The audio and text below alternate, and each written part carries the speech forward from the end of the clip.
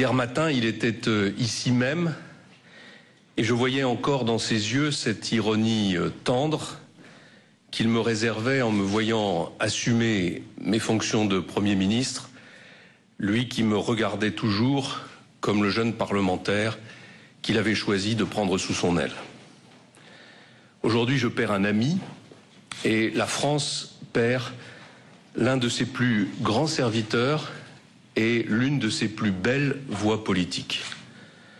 Une voix tonitruante, profonde, toujours féconde, une voix aussi parfois tourmentée.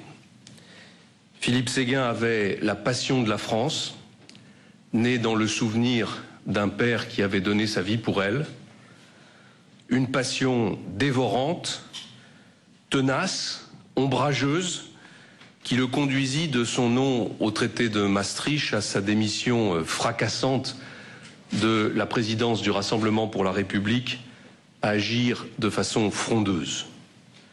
Philippe était fier et inclassable, mais il était fidèle aux valeurs du gaullisme, comme on est fidèle à une épopée qui exige de tout donner. Philippe Séguin fut à Épinal un maire exceptionnel, lui qui était né dans la lumière de Tunis, l'ancienne élève de l'école normale d'instituteurs du Var, fut à l'Assemblée nationale un parlementaire dont l'éloquence imprégnera longtemps encore les murs du Parlement. Il fut un grand ministre des Affaires sociales et de l'Emploi.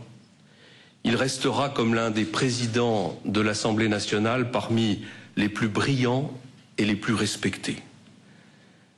Par-delà les partis et par-delà les clivages politiques et idéologiques, l'aura et la culture de Philippe Séguin s'imposaient à tous.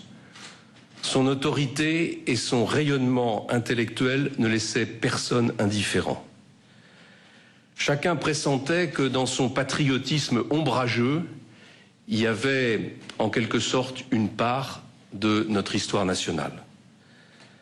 Après avoir tellement donné à la politique, il se voit totalement et avec la même intensité à la Cour des comptes qu'il présidait depuis 2004.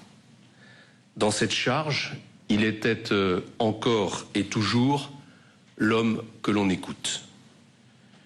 La République était le fil de la vie de Philippe Séguin. Ce matin, ce fil s'est rompu et je pense avec émotion à sa famille.